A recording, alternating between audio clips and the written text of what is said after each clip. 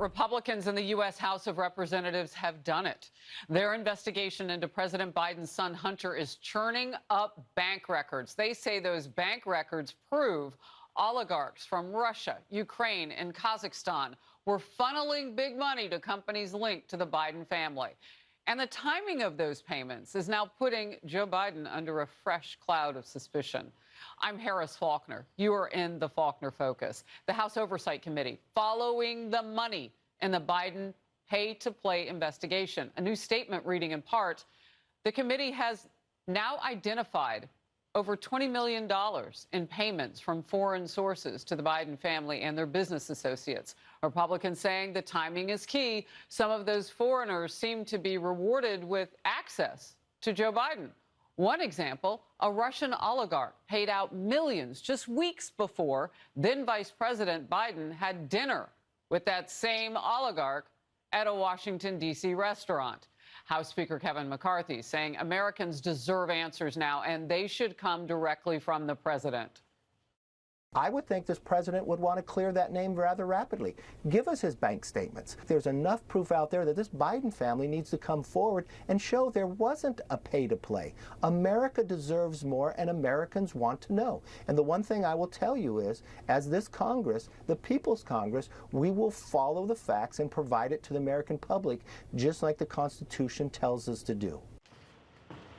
The White House is under fire, and they had this to say. McCarthy continues lying about President Biden, making a series of plainly false, widely debunked attacks in order to promote the extreme far right's baseless impeachment stunt. All of that a quote from the White House. Former House Oversight Chairman Jason Chaffetz is in focus shortly. We're going to start with senior congressional correspondent Chad Pergram. Chad. Harris, good morning. This is the third set of bank records released by the committee. It purports to show Hunter Biden and his business partners securing millions of dollars from Eastern European oligarchs when his father was vice president. The memo says that the vice president attended dinners with those who forked over money to the Biden family, $3.5 million from the widow of the mayor of Moscow. The president then met with her weeks later. Republicans say this connects President Biden to his son. The president said he had no involvement except dinners, phone calls, and 30-plus meetings with Hunter Biden's business partners. I mean, and 30-plus meetings, 20-some phone calls, dinners with the wealthiest woman in Russia, and all they talked about was the weather, we're supposed to believe? House Oversight Committee Chairman James Comer says Hunter Biden sold his father as, quote, the brand. This was in order to reap millions. But President Biden has historically said he was not involved with his son's business ventures. I never discussed a single thing with my son about anything having to do with Ukraine. I have never discussed with my son or my brother or anyone else anything having to do with their businesses, period. Some Republicans are ready for an impeachment inquiry, but it's about the math. It's unclear if the House has the votes. Everyone's kind of waiting to see, did they take the money?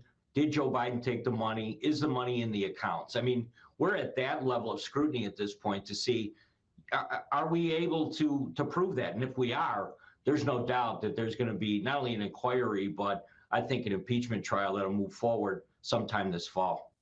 There's also evidence of a $142,000 payment from an oligarch from Kazakhstan. The money eventually appears to go to Hunter Biden for a Fisker sports car. Harris? Chad, thank you. Setting us up with the facts now. Even NBC is covering this. Here's their headline. Joe Biden's brand is being tested like never before. Controversies centered on Biden's family have become fodder for GOP attacks that cut at the bedrock of the president's longtime political appeal. If it's Fox News contributor, former Utah congressman, and I should say chairman of the Oversight Committee. So what is your reaction to what the Oversight Committee is unearthing? This is exactly where they needed to go. They needed to follow the money, and the money it's crystal clear. One of the things that's really interesting about this is the money from these two Russian oligarchs in particular. First of all, Barack Obama and that Biden-Obama administration, they did not sanction the two oligarchs who are involved in pushing money that ends up in Biden bank accounts. Isn't that a coincidence? And by the way, money starts flowing into the Bidens and their companies 6 days before Russia invades Crimea. Do we think that's a coincidence? Ultimately, these people invested something like $200 million to be put under management by Hunter Biden and his business partner, Devon Archer.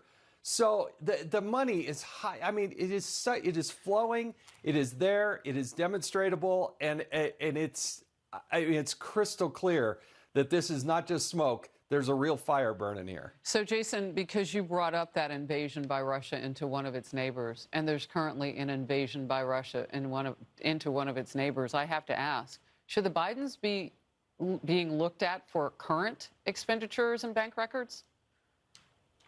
Yeah, I do believe so. I mean, it's highly suspicious that the administration has not sanctioned the energy industry. It just so happens that, that's where Hunter Biden is involved in. They have done sanctions on future production within Russia, but why is it that the two oligarchs involved in this were never sanctioned? And Joe Biden told the world that he was putting the most stringent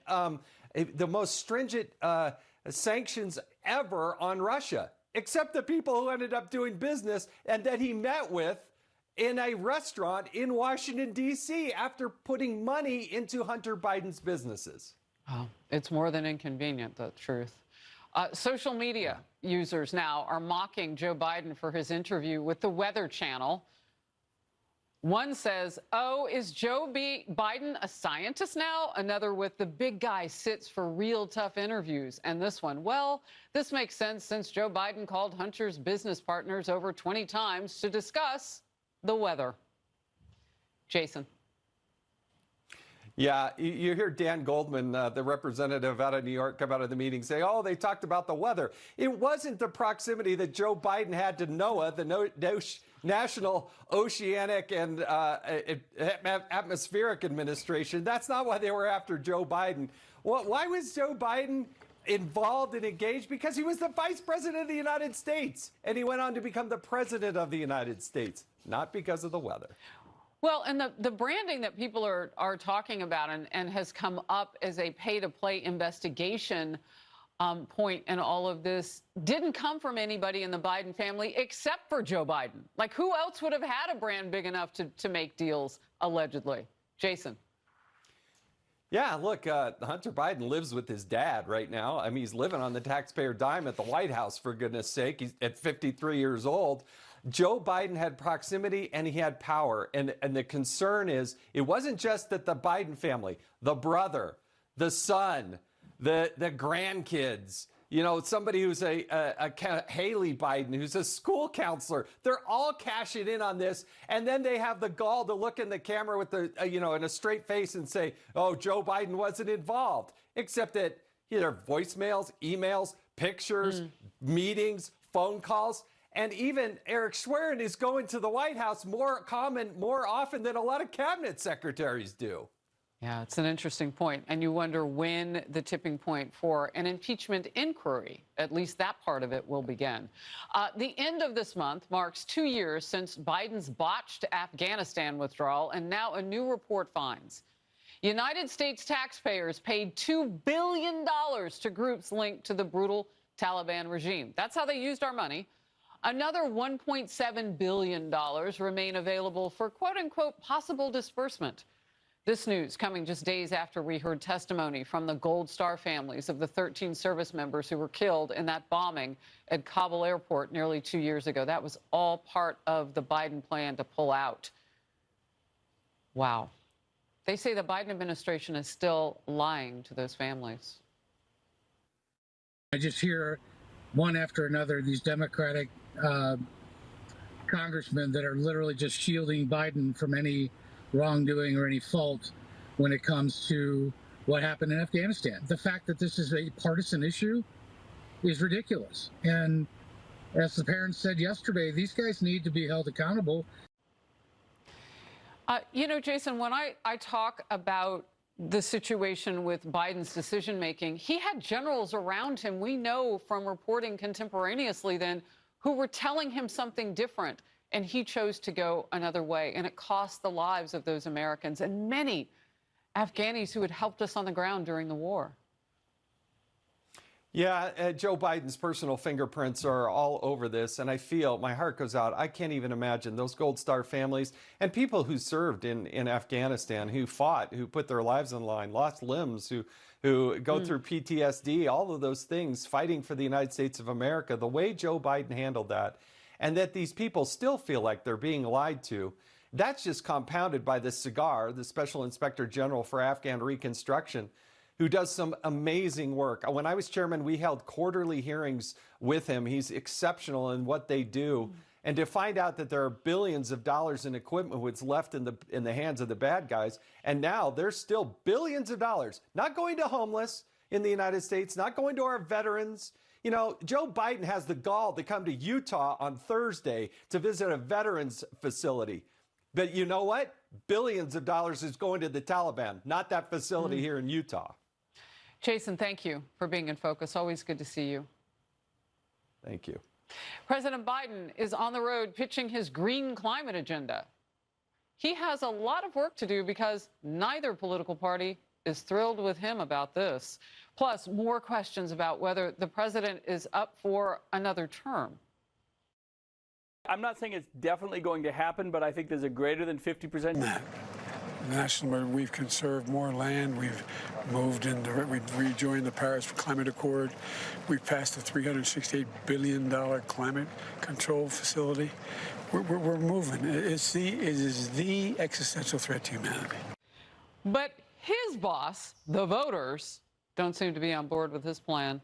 A new poll finds nearly 60% of voters disapprove of Biden's handling of the climate issue. Peter Ducey is in New Mexico traveling with President Biden. Peter. And Harris, while President Biden is out here in the Southwest, he is trying to boost his street cred with the young people that he once promised he was going to end fossil fuels. I wanted to stop all drilling on the East Coast and the West Coast and in the Gulf, but I lost in court. But that conflicts with his own team, who has told us repeatedly they are not trying to put big oil companies out of business. More than 9,000 approved drilling permits remain untapped by the oil industry. At the same time, U.S. oil production is up and on track to reach a record high this year. Again, a record high. In fact, the United States has produced more oil in President Biden's first year than under the Trump administration's first year. At the very least, the White House thinks oil companies could charge less and still make a lot of money, as progressive senators are begging the administration to sue big oil. Bernie Sanders and Elizabeth Warren addressed this to the Attorney General, Merrick Garland. Quote, "We write to strongly urge the Department of Justice to bring suits against the fossil fuel industry for its longstanding and carefully coordinated campaign to mislead customers and discredit climate science in pursuit of massive profits." The president doesn't have control over DOJ, he says, but he does have control over the Pentagon, and he sees a climate angle there. Well, we're preparing the military by trying to deal with the climate stuff. For example, many of the bases that have flooded, many of these massive floods, they've flooded out military bases in the Midwest and the South. That has a profound impact on readiness.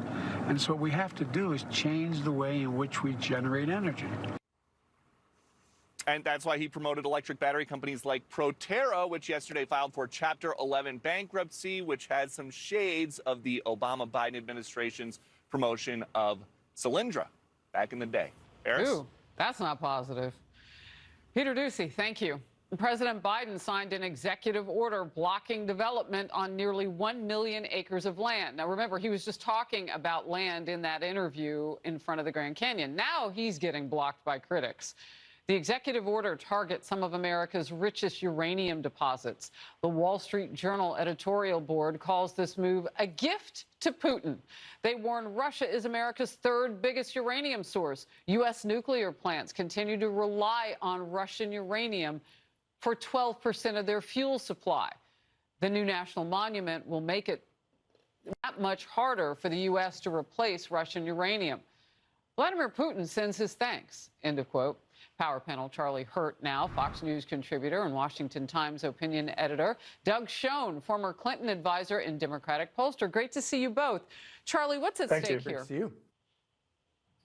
American energy independence is at stake. Obviously, we don't have that right now, but we sure did under the previous administration. I love that report from Peter Doocy. I'm so glad you showed those competing clips because it's a real problem for the Biden administration, where you have them speaking out of both sides of their mouths. You have Joe Biden claiming that he wants to end fossil fuels, which is laughable and ridiculous, and then you have his press secretary assuring people that they've done all they can to drill all they can. It makes absolutely no sense. But the larger point here, which is so important, other than the fact that people are paying more at the gas pump and paying more for everything right now, which is a terrible political strategy, is the fact that everything this administration has done to undermine American energy independence has empowered Vladimir Putin and evil dictators around the world who have a leg up on us. And it's important to never forget, whatever you think of the war in Ukraine, the war in Ukraine would not have happened if Joe Biden hadn't staggered American energy independence and made Vladimir Putin wealthy enough to go shopping. I see you nodding to that, my Democrat guest, Doug Schoen. Why do you agree with that? And do you think you're alone inside your Democrat Party on seeing what this is? No, I don't think I'm alone. I think that the vast majority, Harris, of Democrats support the war in Ukraine, believe in giving optimal assistance to the Ukrainians, including F-16s, but also doing everything we can to squeeze and put pressure on the Russians. And that means we need to reduce our dependency on them for anything, and especially uranium. So I think Charlie's basically right. And when I see what Bernie Sanders and Elizabeth Warren are doing, I think the president would do best to tell them, basically back off. 96% of our energy needs are fossil fuels. We're not ready to make that transition, and people are not really ready for it. Just really quickly, because this seems to give a break to a madman, a communist madman. Why in the world would Joe Biden do that? I have no idea. Maybe Charlie knows, but it is so ill-conceived and so wrong-headed that as a Democrat, I have to endorse the views of someone, Charlie, with a different view, but in this case, clearly right and clearly on point. All right, we'll go on to this. President Biden is back from his vacation and back with yet a fresh new gaffe. He's in Arizona here. Grand Canyon, one of the Earth's 9 wonders, wonders of the world. Literally, think of that. You know, it's amazing.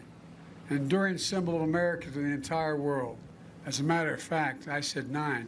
It's one of the 7 wonders of the world. Wow. So he made a quick cleanup. We edited those 2 pieces together. I wanted you to see that he had done that, but it certainly wasn't right after he said it. Likely not even easing growing worries now about Biden's age and mental fitness, that little cleanup. New Hampshire Governor Chris Sununu doubling down. He told me this last week. Now he really feels this way. I think there's a greater than 50% chance he's not on the ballot come November of 24. Either he's going to go through the primary process effectively unchallenged. A year from now, he's going to collect all the delegates. His health is not going to be good. He can always use that as a reason to step out and basically tell all of his delegates to go for somebody else and kind of be the kingmaker. And the other opportunity is somebody comes in this fall. Doug Schoen, what's your reaction to that? My reaction is, as long as Joe Biden can run, he will run. But there are increasing signs in his performance that he and the Democratic Party, for a variety of reasons, his poll numbers, his health, the challenges that the party and his son face legally, he might well make a decision late in the process to stand down. I think it's possible. Not sure it's up to 50%, but it's not nothing. Yeah, you know, it's hard to talk about him now, Charlie, without looking at what the U.S. House representatives on the Oversight Committee are turning up, those bank records. It's all of the evidence that they now say that they have to really go forward with an impeachment inquiry. It's hard not to mention that and Joe Biden in the same sentence. Yeah, no, it's the evidence is piling up, and it's getting to be pretty overwhelming. Although we have seen extraordinary efforts by Democrats in Congress to sort of cover for him. which, and I don't know if that they can maintain that. I suspect that once you get during a campaign, especially if the Republican nominee winds up being Donald Trump, I think that he's going to probably do a very good job of prosecuting this case politically. But these gaffes and in fairness to him, who doesn't have trouble with single-digit numbers? But does anybody think this is going to get better over the course of the next year and a half? Yeah. I don't. And if they did, and if he did step aside, let's not forget the reason Joe Biden got picked in 2020 is because all the other alternatives were not palatable to a broad section of voters in the Democrat Party. And so, Joe Biden was sort of kind of keeping all of the little, fragments of the party together. And so, he's still, as bad as he is, he still may be the best option Democrats can. Gentlemen, I will bring you back. The season, I feel like, is really kicking into full gear. Great to have you. Thank you. The Republican candidates must hit 3 criteria to participate in the first debate hosted by Fox News. They must meet specific polling and fundraising thresholds. They must also pledge to support the candidate the party ultimately nominates. So far, only Vivek Ramaswamy has done all 3 of those. Look at the checklist on your TV right now. Be sure to tune in. Bret, Baier, Martha MacCallum will be moderating in Milwaukee, Wisconsin. Great city. That's exactly 2 weeks from today, Wednesday, August 23rd, 9 p.m. Eastern. Illegal immigrants are pushing Democratic self-proclaimed sanctuary cities to their limits. Come on, they said they could handle this. The shelters are full, and now these blue city leaders are blaming the Biden administration. Wow, how does it feel to wake up 8 days late? New York City's mayor facing outrage for turning youth sports fields into a new tent city. An administration that wants to pretend there's no our southern border. The president and this administration could go straight to hell. We are not going to fund a government that's perpetuating the lawlessness, empowering cartels, allowing fentanyl to kill Americans, and allow little girls to get raped in stash houses in Texas. Enough. This is our fight. And I'm tired of Republicans who are giving lip service to it. Whew. Congressman Chip Roy and other Texas leaders are fed up with President Biden's border crisis, and they're even calling out their own party. He has said it here on The Focus. Get moving, Republicans, on this. The White House crediting its policies after they wiped away Title 42 for a decrease in illegal crossings. Now, new numbers suggest there's a surge going on. I don't know what the White House is watching, but this is happening. The Washington Post is reporting data showing a 30% increase in July, the hottest on record, we're told. The Biden administration claims it's making moves to brace for more of them seeking U.S. asylum over the next few weeks. Border agents are still struggling to keep up with the groups of hundreds of illegals pushing into the United States. Bill Maluzhin is in Eagle Pass, Texas. And Bill, I got to tell you, and you know it, it's so hot, that might have normally stemmed the tide. Nothing is stemming that tide now. Harris, triple-digit heat stops nothing out here, as you know well, and the numbers are surging. Multiple sources telling me that yesterday alone, just over 6,000 migrants were apprehended by Border Patrol after that is a huge increase over what we were seeing in late May and June. And we want to show you what also happened yesterday in Brownsville. Take a look at these images. This is the Brownsville Port of Entry, the Gateway International Bridge, where a large group of several hundred migrants tried rushing it in the early morning hours after false rumors spread that the border was essentially going to be open. You can see CBP responded by deploying razor wire and deploying personnel in the middle of that bridge to block all of these migrants. We are told nobody ended up getting through, but this is the sort of thing we've seen happen multiple times this year alone as these rumors continue to spread amongst migrants. Then we'll show you the Rio Grande Valley as well. Take a look at this video. Our team out in La Jolla this morning as we're beginning to see a return of large groups of family units crossing illegally and turning themselves into Border Patrol, many of them bringing with them. Yesterday alone, sources tell me the Rio Grande Valley sector saw over 1,500 illegal crossings. It's not just there in La Jolla, though. Take a look at this video out of Hidalgo, also in the Rio Grande Valley. Our camera team at another group of predominantly family units turning themselves in as well, again, bringing small children with them, as the Biden administration's messaging to migrants of do not come is not working and has not been working for the last 2.5 years. Lastly, we will show you this. Take a look at this picture here from right here in Maverick County, where we are. And special operators arresting this Honduran national they found hiding on a train trying to get deeper into the U.S. Turns out they run his name. He is a confirmed MS-13 gang member, a registered sex offender who has crossed illegally 4 times before, and he's got a lengthy criminal history, violent, including kidnapping, abduction, and sexually violent crimes. Back out here live, authorities announcing yesterday that a Venezuelan migrant was arrested for raping a woman right in front of her 3-year-old child. This happened in upstate New York in a hotel room. One of those migrants who crossed illegally, got sent to New York, and is now arrested for rape. We'll send it back to you, Harris. Oh, Bill, there's so much going on down there. I appreciate it. Thank you very much. The surge now is hitting sanctuary cities and states. Well, this is what they said they wanted. They wanted to